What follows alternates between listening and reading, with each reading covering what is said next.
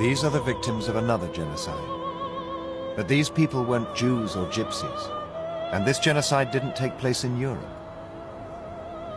These are the remains of Africans. They were killed at the dawn of the 20th century in concentration camps run by the armies of the Kaiser's Second Reich, 30 years before Hitler even came to power. They lie here, forgotten, in the desert wastelands of what is today the modern African state of Namibia. For 100 years, what happened in Germany's long-lost African empire has been hidden. It's the story of a genocide that implicates the highest level of the German government, the army, and even some of Germany's biggest companies. Soldiers received specific orders which allowed them to kill anyone. One reason for the slow pace of colonization was that the land was already the living space of the local African peoples. The issue of who was to own the land created huge tensions between the German settlers and the Africans.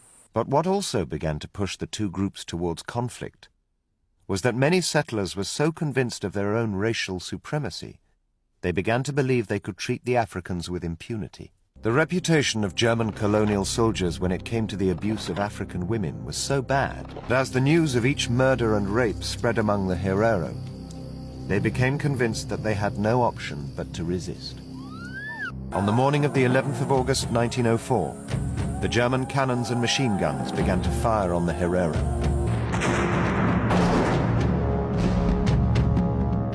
General von Trotter's battle plan was, as he said in his own words, to encircle and annihilate the Herero with a simultaneous blow.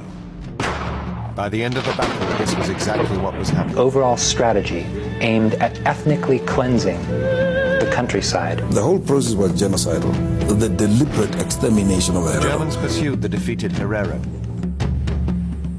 Once the Herero had been forced past the last waterholes, the Germans built a 200-mile-long line of guard posts to seal them in the desert. Now trapped, thousands began to die of thirst and starvation. But finally, to seal the fate of the Herero, von Trotter did something unprecedented in colonial history. There's only one solution: the destruction of the Herero. Within the German borders, every Herero, with or without a gun, will be shot. Herero people must leave the land. If they do not do this, I will force them with the cannon. These are my words to the Herero people, the great general of the mighty Kaiser. The thousands of starving Herero in the Omahake now seemingly had no hope. 13,000 were rounded up. Soldiers took photographs of their work.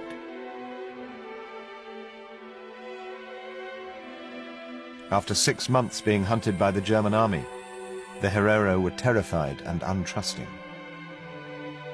What Germany now began was an extension of their policy of extermination, using more efficient 20th century methods.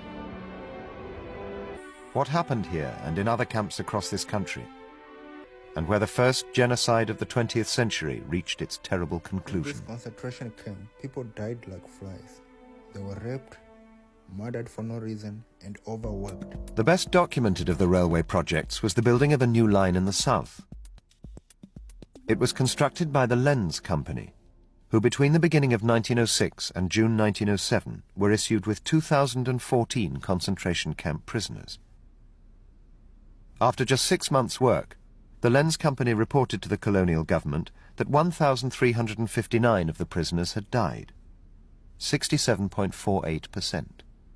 In these death camps, the Hereros were subjected to medical experiments by German doctors, and their skulls were collected for shipment back to Germany to be studied by experts in racial science.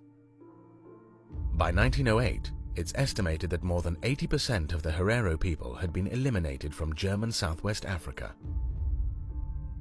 By measuring skulls, facial features, and eye color, Fischer and his protégé sought to prove that the native peoples of Africa were not just inferior, but, as he put it, animals.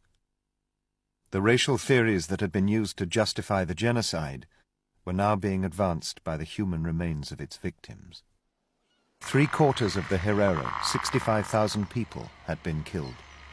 Half of all the Nama people had also been exterminated. Across the country, hundreds of villages stood empty, and German Southwest Africa finally belonged to the Germans. The last of the Herero and Nama were literally sold off to German farmers as slaves.